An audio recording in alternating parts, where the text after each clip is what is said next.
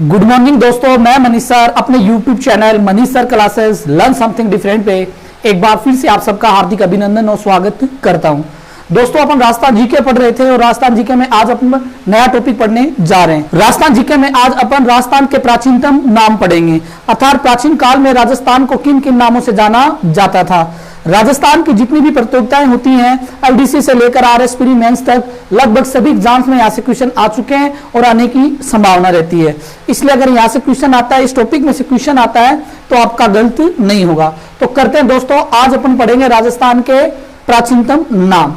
शुरू करने से पहले आपसे एक रिक्वेस्ट है कि कृपया आप मेरे चैनल को लाइक, शेयर और सब्सक्राइब जरूर करें। करते हैं शुरुआत दोस्तों।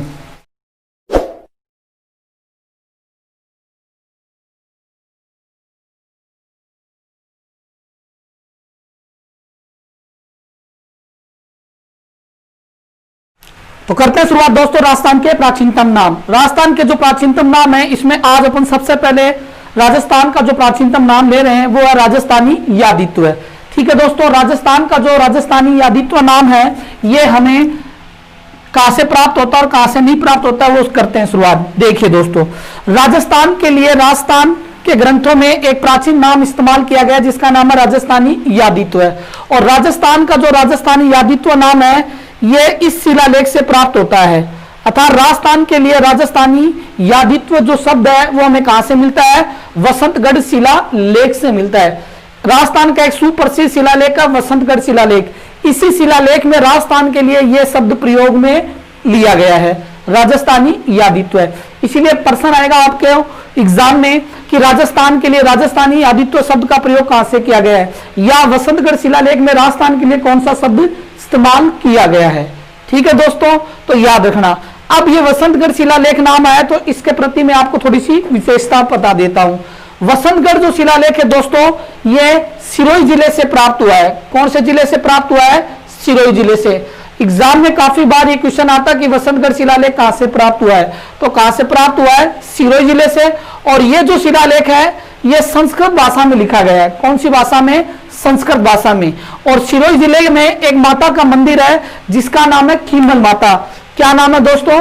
खीमल माता। इस माता के मंदिर से हमें यह शिलालेख संस्कृत भाषा में प्राप्त हुआ है। इसलिए आपके लिए एक प्रश्न यह भी बढ़िया बन रहा है कि राजस्थान में सीमल या खीमल माता का मंदिर कहाँ है? तो राजस्थान में सीमल या खीमल माता का मंदिर सिरोही जिले में है और इसी से हमें राजस्थानी यादित्व शब्द वसंतगढ़ शिलालेख से प्राप्त होता है या हुआ है।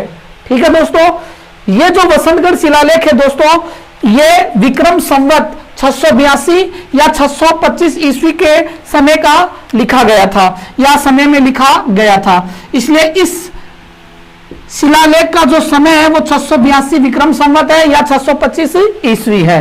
और ये जो शिलालेख है ये चावड़ा वंश के शासक, ये जो शिलालेख है ये चावड़ा वंश के शासक वर्मलात के द्वारा उत्कीर्ण करवाया गया था या लिखवाया गया है।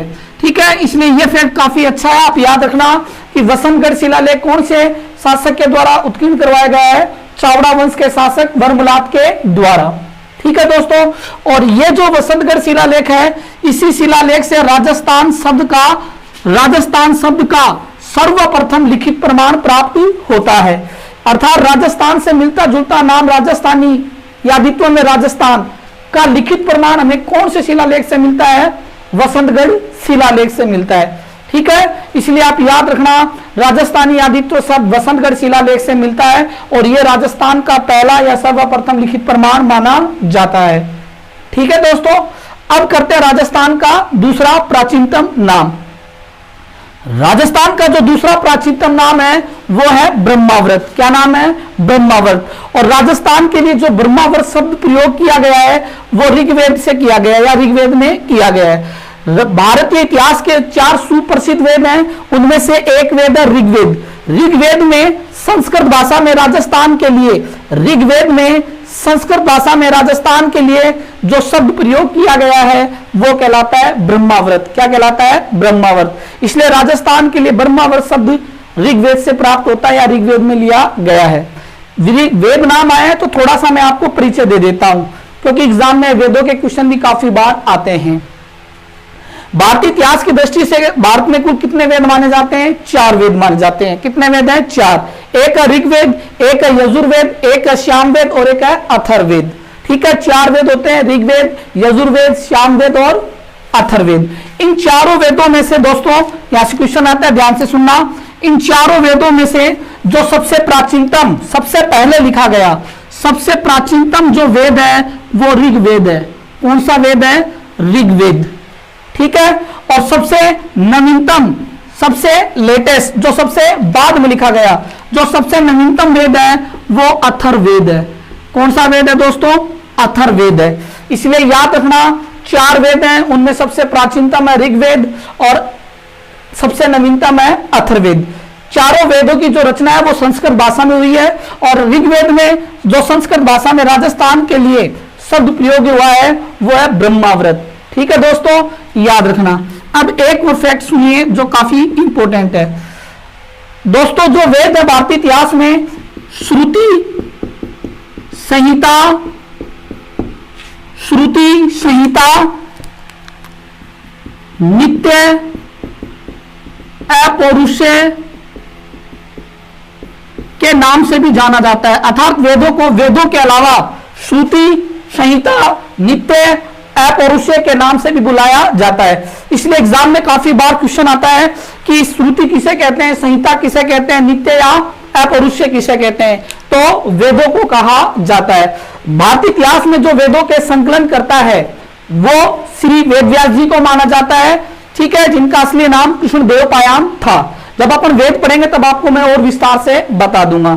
अभी नाम आया तो थोड़ा सा परिचय दिया है। अब करते हैं राजस्थान का अगला प्राचीन नाम।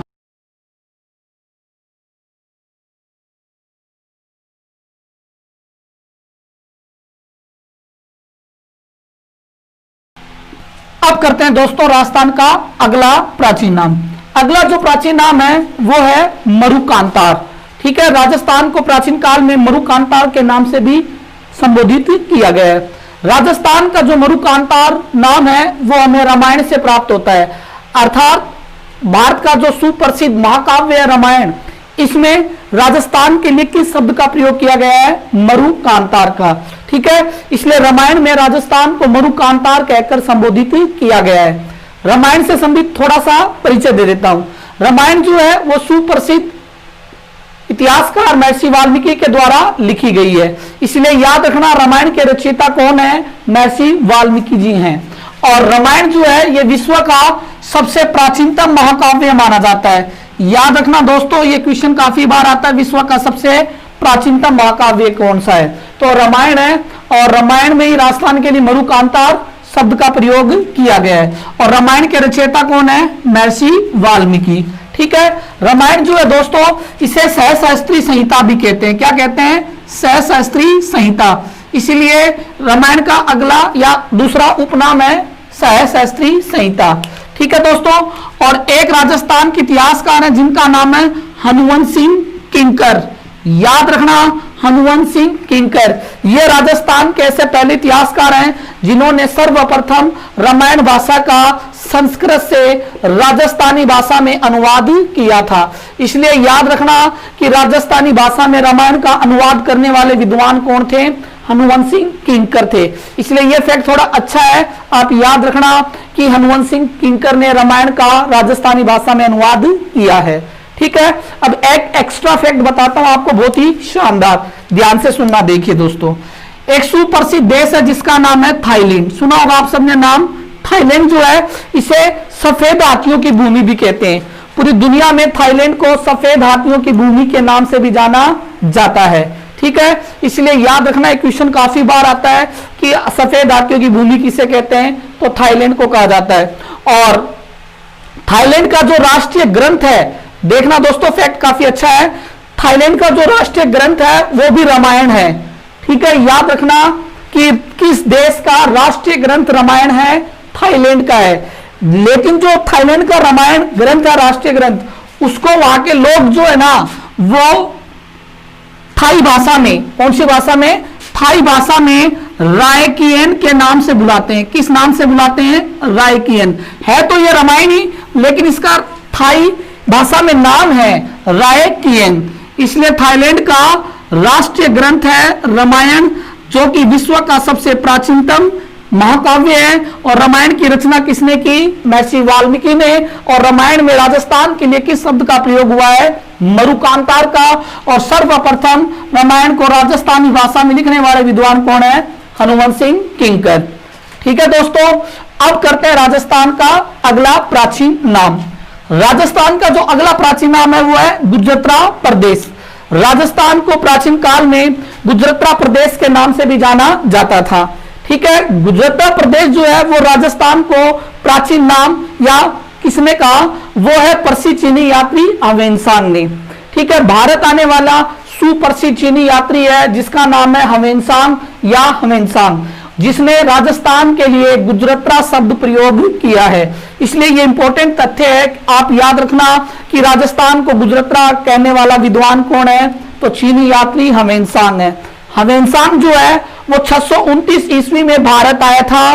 629 ईस्वी में ह्वेनसांग जो है वो राजा हर्षवर्धन के काल में, ह्वेनसांग जो है वो राजा हर्षवर्धन के काल में भारत आता है। इसलिए काफी बार क्वेश्चन आता है कि ह्वेनसांग किसके काल में भारत आया था? तो राजा हर्षवर्धन के काल में आया था। और ह्वेनसांग का भारत आने का पीछे जो उद्देश्य है वो भारत में बौद्ध धर्म का अध्ययन करना था। इसलिए बौद्ध धर्म अध्ययन करने के लिए भारत आया था। और इसने नालंदा विश्वविद्यालय में, जो कि भारत और विश्व का सुप्रसिद्ध विश्वविद्यालय है, नालंदा विश्वविद्यालय में एडमिशन लिया था बौद्ध धर्म पढ़ने के लिए या प्रवेश लिया था। ठीक है, ह्वेनसांग जो है दोस्तों ये 629 से 645 ईस्वी तक भारत रहता है। ठीक है, ये समय आ सकता है कि कि ह्वेनसांग कितने समय तक भारत रहा? तो 629 से 645 तक रहा। और ये भारत के या अपनी भारत यात्रा के दौरान एक सुप्रसिद्ध किताब भी लिखता है जिस पुस्तक का नाम है CUT। ठीक है, इसलिए ह्वेनसांग ने एक सुप्रसिद्ध पुस्तक भी लिखी है जिसका नाम था CUT। और इसी किताब में इसने राजस्थान के लिए गुजरात शब्द का प्रयोग किया है। ठीक है दोस्तों, ह्वेनसांग जो है इसे भारतीय इतिहास में यात्रियों का राजकुमार भी कहते हैं। याद रखना, यात्रियों का राजकुमार किसे कहते हैं? ह्वेनसांग को। इसे भारतीय इतिहास में शाक्य मुनि भी बोलते हैं। क्या बोलते हैं? शाक्य मुनि। ठीक है, और इसे भारतीय इतिहास में नीति का पंडित भी बोला जाता है। इसीलिए नीति का पंडित भी किसे कहते हैं? ह्वेनसांग को कहते हैं। इसलिए आपके एग्जाम जो होते हैं उनमें ह्वेनसांग से संबंधित पर्सन आते हैं। तो मैंने थोड़ा सा बता दिया है ताकि आपसे गलत ना हो। अब करते हैं राजस्थान का अगला प्राचीन नाम। देखिए दोस्तों, अब करते हैं राजस्थान का अगला प्राचीन नाम, जिसमें अपन पढ़ते हैं राजपूताना नाम। राजस्थान को प्राचीन काल में राजपूताना के नाम से भी जाना जाता था, या राजस्थान को राजपूताना कहकर भी संबोधित किया जाता था। देखिए दोस्तों, राजस्थान का जो राजपूताना नाम है इसका प्रयोग सर्वप्रथम सन 1800 में अंग्रेज अधिकारी जॉर्ज थॉमस ने किया था। अर्थात राजस्थान को सबसे पहले राजपूताना कहने वाला विद्वान कौन है? George Thomas. और इन्होंने राजस्थान को सर्वप्रथम मौखिक रूप से, याद रखना दोस्तों, मौखिक रूप से न कि लिखित रूप से, मौखिक रूप से सन 1800 में राजस्थान को राजपूताना कहकर संबोधित किया था। क्योंकि राजपूताना प्रदेश था, राजे रजवाड़ों का प्रदेश था, इसलिए इन्होंने कहा कि राजस्थान राजपूताना है, अर्थात राजे रजवाड़ों का प्रदेश है। ठीक है दोस्तों, इसलिए काफी बार राजस्थान में जितने भी एग्जाम होते हैं काफी बार उनमें सबसे ज्यादा यही क्वेश्चन आता है कि राजस्थान को सर्वप्रथम राजपूताना किसने कहा? तो जॉर्ज थॉमस ने कहा था सन 1800 में। और जॉर्ज थॉमस महोदय जो हैं ये मूल रूप से आयरलैंड के निवासी थे। कहां के निवासी थे? आयरलैंड के। ठीक है, याद रखना। देखिए दोस्तों, भारतीय इतिहास में एक सुप्रसिद्ध शासक है जिनका नाम था दौलत राव सिंधिया। क्या नाम है? दौलत राव सिंधिया, जो कि ग्वालियर के शासक थे। कहां के शासक थे? ग्वालियर के। और जॉर्ज थॉमस साहब जो है ना, ये इन्हीं के ही, अर्थात ग्वालियर के शासक दौलत राव सिंधिया के ही अंग्रेजी कमांडर थे। ठीक है, इसलिए काफी रोचक तथ्य बता रहा हूं आपको। याद रखना कि जॉर्ज थॉमस ने राजस्थान को सर्वप्रथम राजपूताना कहा था और जॉर्ज थॉमस ग्वालियर के शासक दौलत राव सिंधिया के अंग्रेजी कमांडर थे। ठीक है, इसलिए यह फैक्ट थोड़ा शानदार है, आपके एग्जाम में आ सकता है कि जॉर्ज थॉमस किस भारतीय शासक के अंग्रेजी कमांडर थे। तो ग्वालियर के शासक दौलतराव सिंधिया के थे। अगली बात, जॉर्ज थॉमस का एक मित्र है जिनका नाम है विलियम फ्रैंकलिन। क्या नाम है? William Franklin. ठीक है, विलियम फ्रैंकलिन ने सन 1805 में, यह सन याद रखना आप, सन 1805 में जॉर्ज थॉमस के ऊपर या अपने मित्र जॉर्ज थॉमस के ऊपर एक किताब लिखी है जिसका नाम था military memories of George Thomas. ठीक है, इसलिए इस पुस्तक के लेखक कौन है?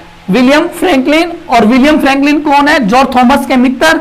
और उन्होंने किताब कब लिखी है? सन 1805 में। इसी किताब में विलियम फ्रैंकलिन ने पहली बार यह बताया है कि राजस्थान के लिए राजपूताना शब्द का प्रयोग करने वाला पहले विद्वान कौन है? George Thomas. ठीक है, इसलिए देखिए दोस्तों, आप मौखिक रूप से कहा जॉर्ज थॉमस ने और लिखित रूप से किसने कहा है? विलियम फ्रैंकलिन ने।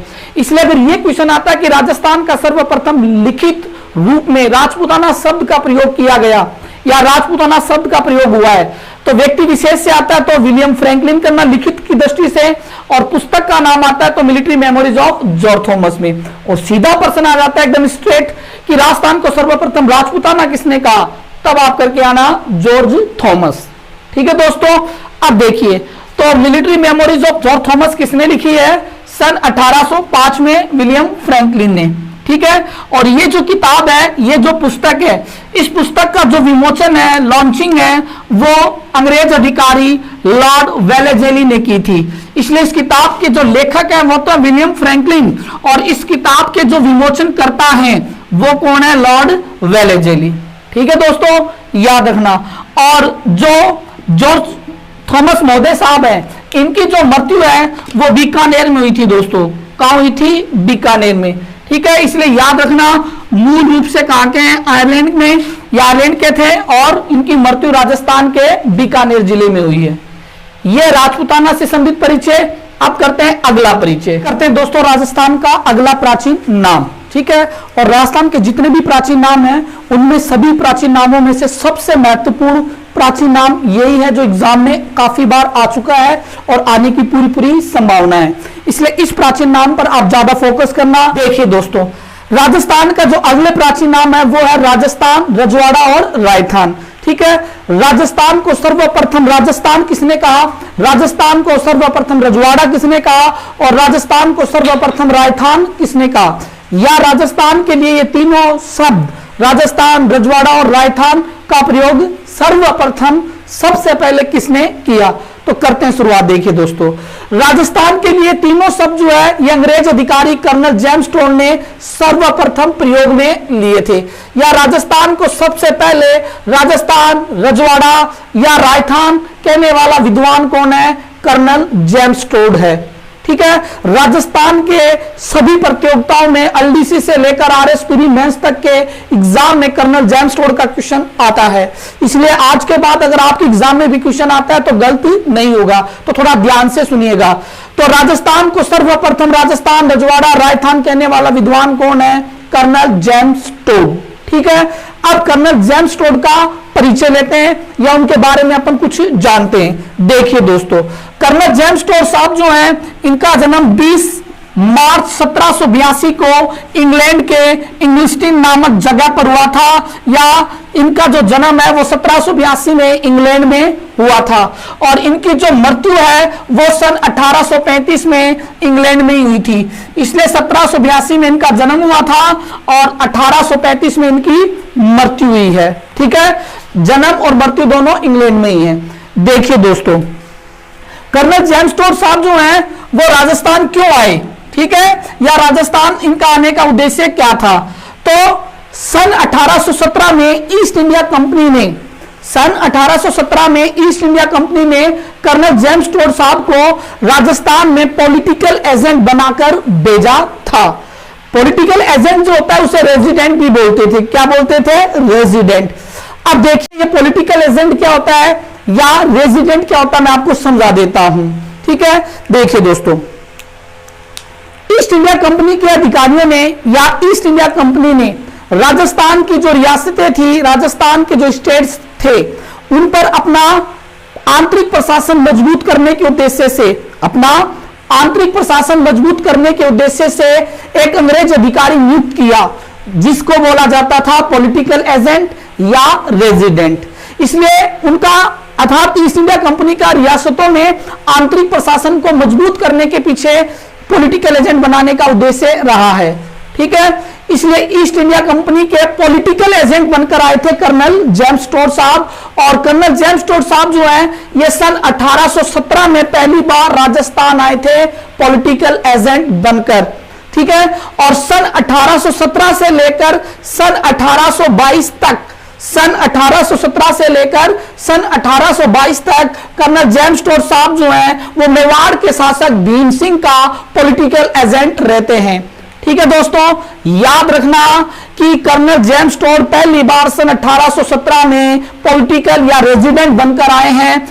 ठीक है, और सन 1817 से 1822 तक ये मेवाड़ के शासक भीम सिंह के पॉलिटिकल एजेंट थे।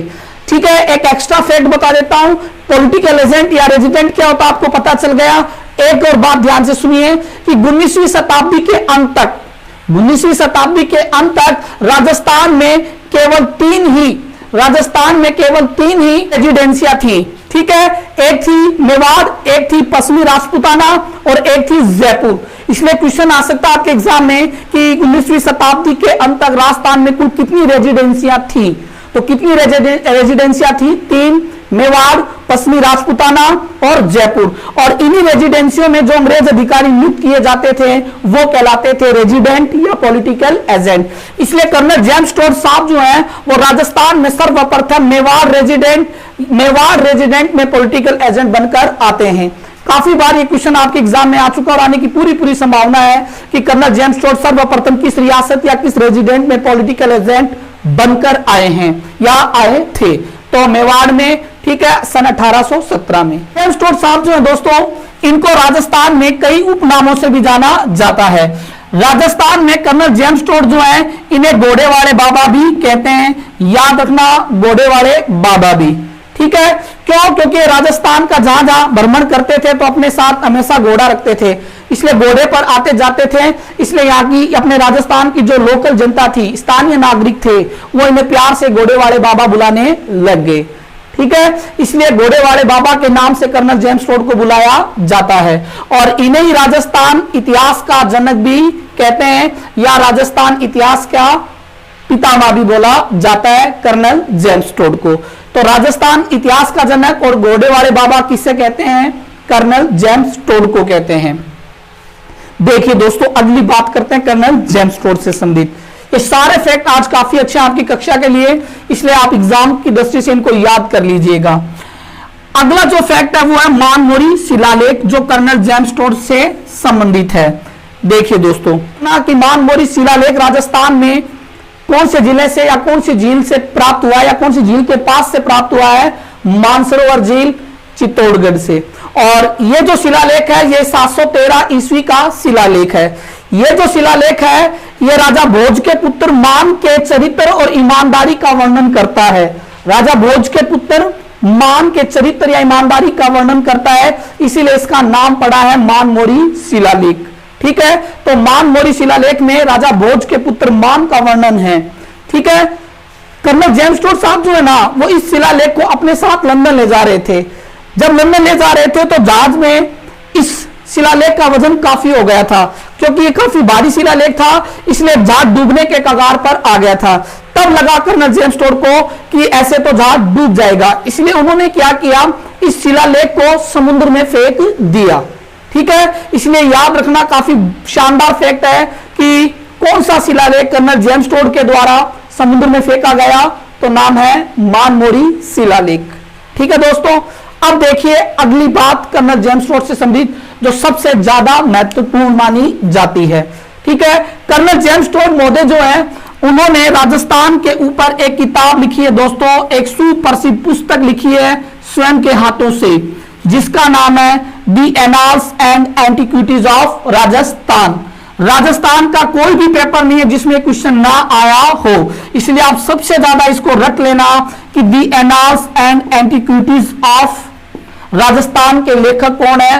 कर्नल जेम्स टोड हैं। ठीक है, कर्नल जेम्स टोड के द्वारा जो ये किताब है ये सन 1829 में लिखी गई थी। याद रखना सन 1829 में। और ये जो किताब है, इस किताब से मेवाड़ के इतिहास का वर्णन होता है, या मेवाड़ के इतिहास के ऊपर ये किताब लिखी गई है। और ये जो किताब है, इसी किताब में कर्नल जेम्स टोड ने राजस्थान के लिए पहली बार 3 नए शब्दों का प्रयोग किया है, राजस्थान, रजवाड़ा और राजस्थान। ठीक है, इसलिए अगर प्रश्न आता है कि सर्वप्रथम राजस्थान, रजवाड़ा, राजस्थान किसने कहा, व्यक्ति विशेष की दृष्टि से आता है तो कर्नल जेम्स टोड, और पुस्तक का नाम पूछता है तो the annals and antiquities of Rajasthan करके आना। ठीक है, इसमें एक रोचक बात यह है कि आप ये याद रखना कि यह पुस्तक राजस्थान की कौन सी रियासत या कौन से वंश का इतिहास वर्णित करती है, तो मेवाड़ का या मेवाड़ के राजाओं का। और कब लिखी गई है, सन 1829 में। ठीक है दोस्तों, कर्नल जेम्स टोड साहब जो है, इन्होंने जो the annals and antiquities of Rajasthan पुस्तक है, ये 2 भागों में लिखी है, जिसका दूसरा जो भाग है दोस्तों, वो कहलाता है the central and western Rajput states of India. ठीक है, याद रखना, यह फैक्ट भी काफी अच्छा है, फिर बोल रहा हूं, the annals and antiquities of Rajasthan का दूसरा भाग किस नाम से जाना जाता है, the central and western Rajput states of India के नाम से।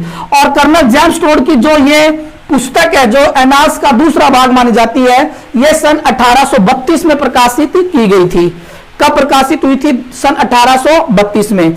और इस किताब के अंदर जो है वो बीकानेर, जैसलमेर, आड़ोती और आमेर का इतिहास वर्णित है।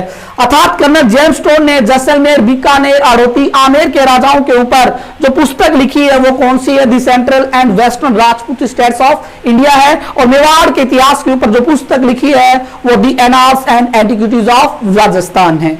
ठीक है, क्वेश्चन आएगा कि annals and antiquities of Rajasthan का दूसरा भाग किस नाम से जाना जाता है, तो दी central and western Rajput states के नाम से जाना जाता है। ठीक है, अब एक शानदार फैक्ट देखिए दोस्तों, आप जो सेंट्रल एंड वेस्टर्न नामक पुस्तक है, दूसरा भाग है इस पुस्तक का, उसी के अंदर कर्नल जेम्स टोड ने पहली बार राजस्थान की सामंतवादी या जागीरदारी या इंग्लिश में बोलते हैं फ्यूडलिज्म व्यवस्था का वर्णन किया है। इन्होंने कहा कि राजस्थान में सामंतवादी व्यवस्था है, जागीरदारी व्यवस्था है, फ्यूडलिज्म व्यवस्था है। यह फैक्ट आपके लिए काफी इंपॉर्टेंट है कि राजस्थान की सामंतवादी व्यवस्था का सर्वप्रथम वर्णन करने वाला विद्वान कौन है, तो कौन है, कर्नल जेम्स टोड। ठीक है दोस्तों, कर्नल जेम्स टोड के द्वारा एक और पुस्तक लिखी गई है जिसका नाम है पश्चिमी यात्रा वृत्तांत। क्या नाम है, पश्चिमी यात्रा वृत्तांत।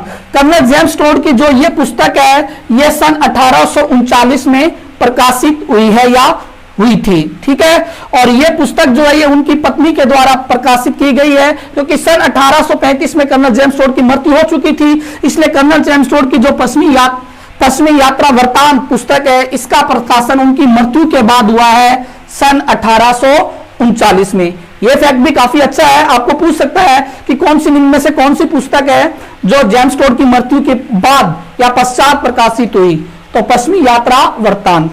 यह कर्नल जेम्स टोड है, कर्नल जेम्स टोड का परिचय है। एक परिचय और बता देता हूं मैं आपको, शानदार है। जो कर्नल जेम्स टोड जो है, उन्होंने ये जो पुस्तकें हैं ये अपने गुरु को समर्पित की है। और कर्नल जेम्स टोड ने अपना गुरु जो है वो यति ज्ञानचंद्र जैन को माना है, यति ज्ञानचंद्र जैन को। इसलिए आप याद रखना कि कर्नल जेम्स टोड के गुरु कौन है, यति ज्ञानचंद्र जैन। ठीक है, और दोस्तों राजस्थान के एक सुप्रसिद्ध इतिहासकार हैं जिनका नाम है गौरीशंकर हीराचंद ओझा। गौरीशंकर हीराचंद ओझा जो साहब हैं, उन्होंने कर्नल जेम्स टोड की इन पुस्तकों का हिंदी में अनुवाद किया है। कौन सी भाषा में, हिंदी भाषा में। इसलिए आप ये भी याद रखना कि कर्नल जेम्स टोड की the annals and antiquities of Rajasthan, the central and western Rajput states of India और पश्चिमी यात्रा वृत्तांत का हिंदी अनुवादक कौन है, गौरीशंकर हीराचंद ओझा महोदय जी हैं। ठीक है दोस्तों, काफी है। आप करते हैं राजस्थान का अगला प्राचीन नाम। एकीकरण की दृष्टि से राजस्थान का नाम करते हैं कि एकीकरण के दौरान राजस्थान का नाम राजस्थान कब पड़ा। ठीक है, राजस्थान का एकीकरण हुआ था स्वतंत्रता से पहले। राजस्थान में 19 रियासतें थी और 3 ठिकाने थे। ठीक है, उनको मिलाकर राजस्थान का वर्तमान स्वरूप आया या उनको एक करके राजस्थान या आधुनिक राजस्थान की स्थापना हुई। ये जो प्रक्रिया थी यही कहलाती है राजस्थान का एकीकरण। ठीक है, जब अपन राजस्थान का एकीकरण विस्तृत अध्ययन करेंगे तब मैं उसमें आपको और बता दूंगा। अभी नाम आया तो थोड़ा सा परिचय देता हूं। ठीक है, तो याद रखना राजस्थान की 19 रियासतें और 3 ठिकानों को मिलाकर जो प्रक्रिया पूरी की गई वही कहलाती है राजस्थान का एकीकरण। राजस्थान का जो एकीकरण है ये कुल 7 चरणों में हुआ था। कितने चरणों में हुआ था? 7 चरणों में, जिसकी शुरुआत जो है वो 18 मार्च 1948 को हुई थी और एकीकरण का अंत या एकीकरण पूरा कब हुआ? 1 नवंबर 1956 को। ठीक है, एग्जाम की दृष्टि से थोड़ा सा इंपॉर्टेंट है, वही बात बता रहा हूं, बाकी अपन विस्तृत अध्ययन बाद में करेंगे। ठीक है, तो याद रखना राजस्थान का एकीकरण 7 चरणों में हुआ, जिसकी शुरुआत 18 मार्च 1948 को हुई और प्रक्रिया पूरी हुई 1 नवंबर 1956 को। राजस्थान का एकीकरण में जो कुल समय लगा वो है 8 वर्ष 7 माह और 14 दिन। इसलिए आपके एग्जाम में ये काफी बार आता है, तो याद रखना कि राजस्थान के एकीकरण में कुल कितना समय लगा? 8 वर्ष 7 माह और 14 दिन। ठीक है दोस्तों, तो राजस्थान का एकीकरण 7 चरणों में हुआ था और इसमें या इन 7 चरणों में से जो दूसरा चरण था, दूसरा चरण वो किया गया 25 मार्च 1948 को। ठीक है, 25 मार्च 1948 को। और राजस्थान का जो दूसरा चरण था एकीकरण के दौरान, इस दिन राजस्थान में बना था पूर्व राजस्थान संघ, अर्थात राजस्थान के द्वितीय चरण अर्थात राजस्थान के एकीकरण के दूसरे चरण में कौन सा संघ बनाया गया? पूर्व राजस्थान संघ। और यह कब बना? 25 मार्च 1948 को। और राजस्थान का जो पूर्व राजस्थान संघ बना द्वितीय चरण में, ठीक है, एकीकरण के दौरान, इसी चरण में या इसी तारीख को राजस्थान के लिए पहली बार राजस्थान शब्द का प्रयोग किया गया है। इसलिए शानदार फैक्ट है ये भी आपके लिए याद रखना कि एकीकरण के दौरान राजस्थान के लिए सर्वप्रथम राजस्थान शब्द का प्रयोग कब किया गया? 25 मार्च 1948 को। कौन से चरण में? दूसरे चरण में। और उस चरण का नाम या संघ का नाम क्या दिया गया? पूर्व राजस्थान संघ। ठीक है दोस्तों, अब करते हैं राजस्थान का संवैधानिक दृष्टि से राजस्थान का नाम राजस्थान कब दिया, अर्थात कानूनी दृष्टि से या भारत सरकार के द्वारा राजस्थान के या राजस्थान के लिए राजस्थान शब्द की मान्यता कब दी गई? तो भारत सरकार के द्वारा संवैधानिक दृष्टि से 26 जनवरी 1950 को, तारीख याद रखना, ये वही तारीख है जिस दिन भारत का संविधान भारत में लागू हुआ था। ठीक है, 26 जनवरी 1950 को भारत सरकार के द्वारा, ठीक है, संवैधानिक दृष्टि से सत्यनारायण राव समिति की सिफारिश पर, सत्यनारायण राव समिति की सिफारिश पर राजस्थान के लिए राजस्थान शब्द को कानूनी या संवैधानिक मान्यता दी थी और राजस्थान की राजधानी जयपुर को मान्यता दी। इसलिए 26 जनवरी 1950 से लेकर आज तक राजस्थान का संवैधानिक नाम राजस्थान है और राजस्थान की संवैधानिक राजधानी भी क्या है? जयपुर है। ठीक है दोस्तों, आज के वीडियो में इतना काफी है। बाकी जो बात है राजस्थान जीके की वो अपन अगले वीडियो में करेंगे। उम्मीद करते हैं कि आज का वीडियो आपको अच्छा लगा होगा। ठीक है, इसलिए कृपया आप कमेंट बॉक्स में अपना कमेंट अवश्य दें और मेरे चैनल को लाइक शेयर और सब्सक्राइब जरूर करें। जय हिंद, जय भारत माता।